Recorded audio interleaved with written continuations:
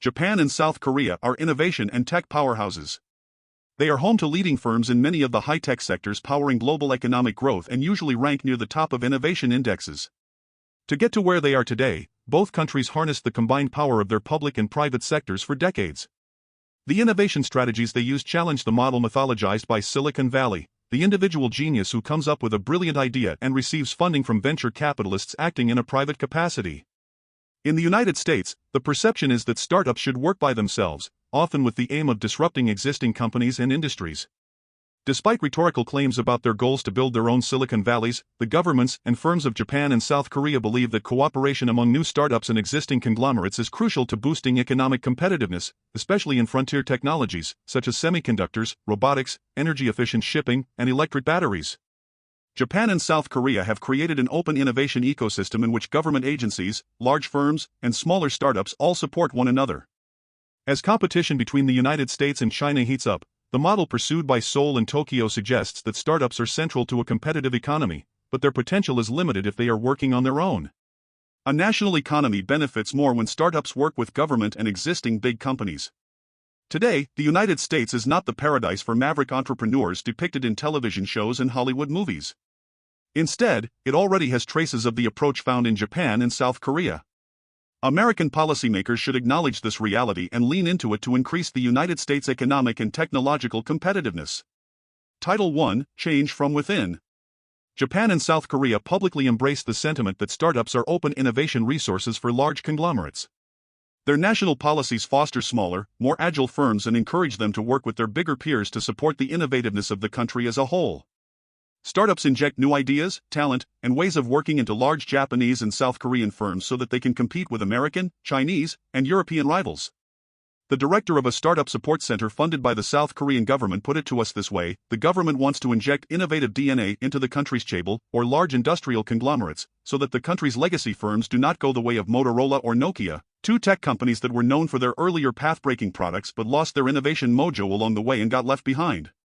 Take the case of South Korea's K-Startup Grand Challenge, a government program providing support for startups to become internationally competitive. Launched by the conservative government of Park Geun-hye in 2016, the program was continued by the liberal Moon Jae-in and continues to thrive today under the administration of independent-turned-conservative Yoon Suk-yeol. Funded and managed by the government and based at Pangeo Techno Valley, South Korea's version of Silicon Valley, in the Seoul metropolis, the program brings together startups from across the world competing for the chance to join an accelerator in South Korea. This program serves as a springboard for these firms to expand in South Korea and across Asia thanks to a combination of funding, mentorship, peer learning, office space, and connections with the chaebol. A crucial metric of the success of the program is to identify licensing and partnership agreements with the country's chaebol, which are also involved in mentoring. That is, government largesse is contingent on startups partnering with Samsung, Hyundai, LG, or any other of the big South Korean firms.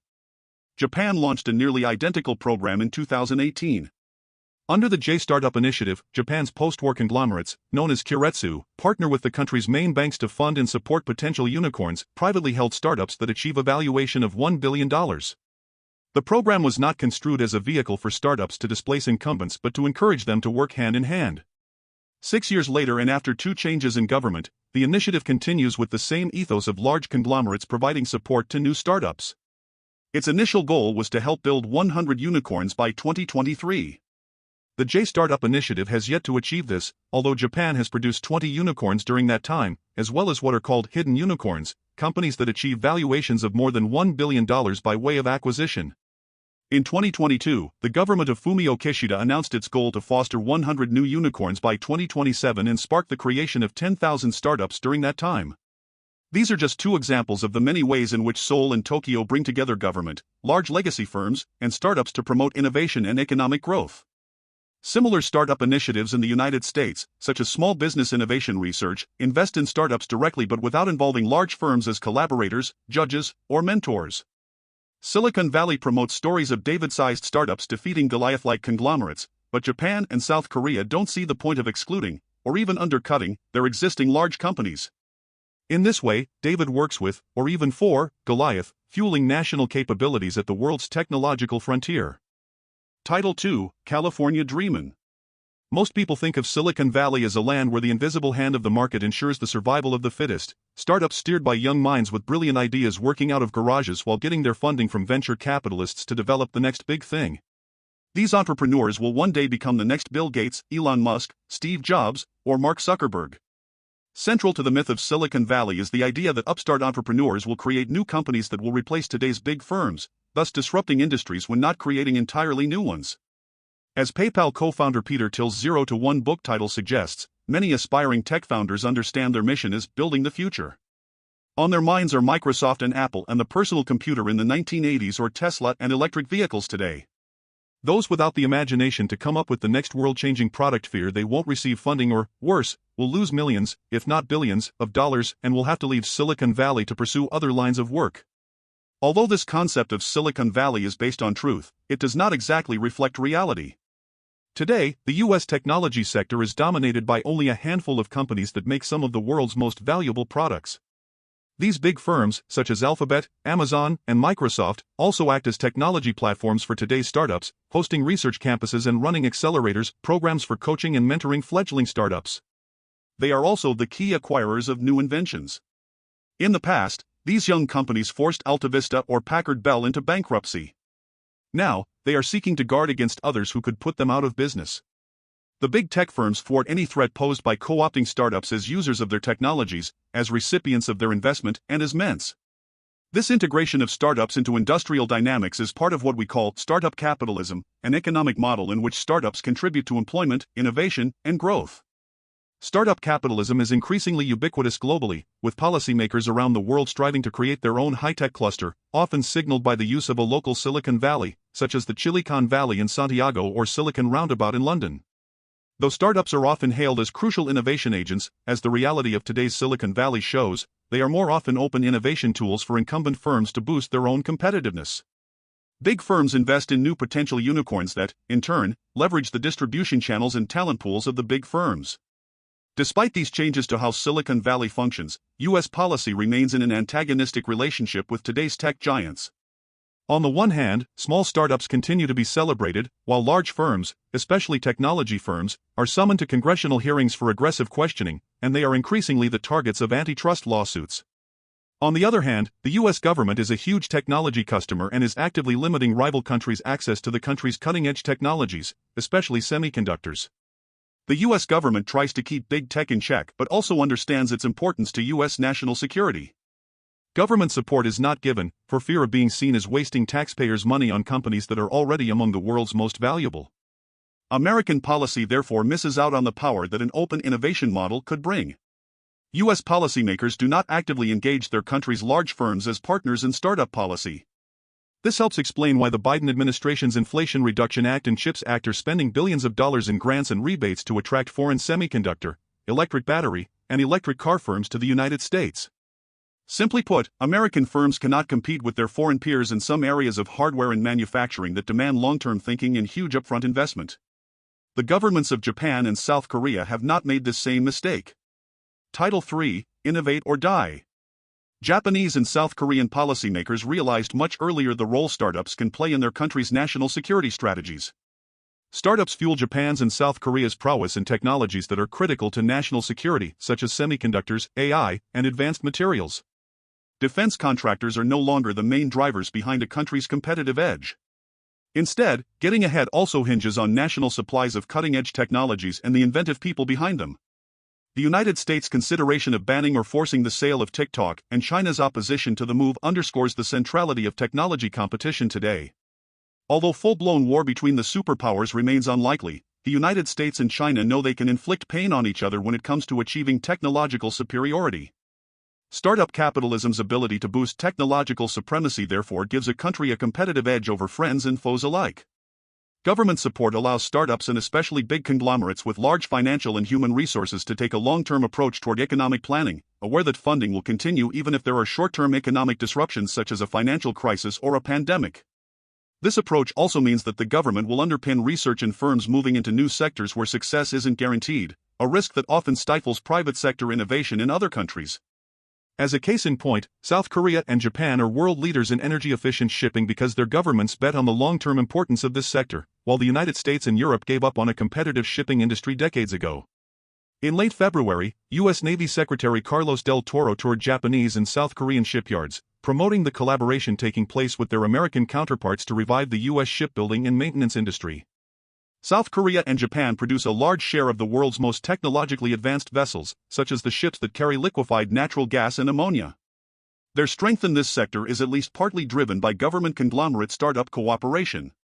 In the case of South Korea, startups developing new technologies are paired with large conglomerates via a network of government-funded creative economy innovation centers, where they can gain access to mentoring, space, and funding while sharing their ideas and products. The center in Ulsan focuses on shipbuilding specifically, with Hyundai Heavy Industries as the anchor partner. Meanwhile, graduates from the National University in Busan, a traditional feeder of engineers for the shipping industry, have close links with shipbuilding conglomerates throughout their studies, even if they want to develop their own projects and launch their own firms.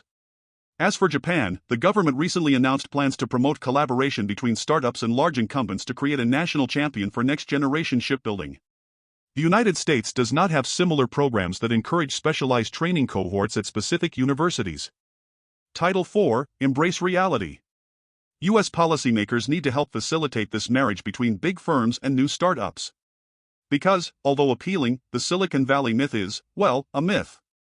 Startups are already providing solutions to problems that keep incumbent firms up at night rather than posing an existential threat to them. The origin story of Silicon Valley was also never fully true. The government has long been a key protagonist in Silicon Valley's success.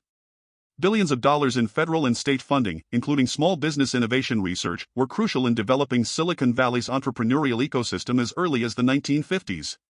Government largesse in support of American entrepreneurs has continued over the decades. As a case in point, Tesla has dramatically benefited from federal tax credits offered consumers for the purchase of electric cars.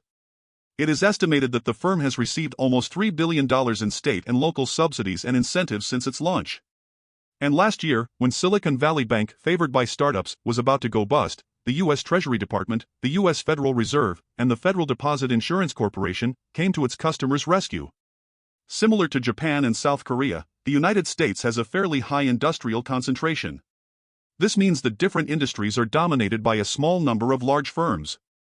This truth is widely accepted in Japan and South Korea, even if politicians and the public sometimes decry this state of affairs. The United States should also accept reality and embrace the value of large firms, particularly in high-tech sectors. As Robert Atkinson and Michael Lind argued in their 2018 book, Big is Beautiful, the U.S. government should accept that big companies are driving American prosperity. Although antitrust oversight is necessary, market power concerns should not preclude cooperation with big firms when beneficial for the U.S. economy, innovation, and national security. The relationship between the U.S. government and its leading tech firms is now largely one of apprehension and mistrust.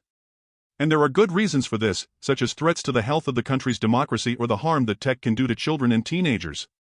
Government regulators and lawmakers should rightly hold monopolistic and competition-busting firms and businesspeople to account. At the same time, there should be a more open approach toward the role of large firms in the modern startup-fueled economy. To begin with, U.S. policymakers should be unafraid of pairing innovative startups with large incumbents. After all, startups can have more innovative thinking, and many entrepreneurs welcome rather than reject stronger ties with big firms from which they feel they can learn and partner to achieve scale. This could take the form of government-sponsored competitions in which successful startup applicants, whether American or foreign, are paired with selected big firms willing to support their growth. The government would act as the matchmaker and also provide the funding for startups to be able to work together with their larger peers. The U.S. government should also consider launching a program to provide long-term support for startups in sectors that may be crucial to the country's future growth and prosperity but which could prove to be a bust. Take the case of robotics. A U.S. government body could set up a 10 to 20-year strategy to support startups that may or may not produce the next generation of, say, humanoid robots. The bet may fail, but if successful, it could make the United States one of the leaders in this industry for decades to come. This strategy should not avoid working with big firms already focusing on this sector but rather welcome them as partners with government and startups themselves. And the Biden government seems to be moving in this direction. The recently launched CHIPS Women in Construction framework counts Intel and Micron as anchor partners in U.S. efforts to boost the number of women in the construction sector, with special focus on the semiconductor industry. The Silicon Valley myth fuels the idea that large firms should not be viewed as sources for innovation and therefore should not work with government and startups. The United States, as a result, is inhibiting its own productive potential. It supports startups directly while challenging its own lead firms and investing billions in foreign companies to operate in the United States. In Japan and South Korea, the cooperation between startups and large firms is openly pursued because the national benefits are apparent to all.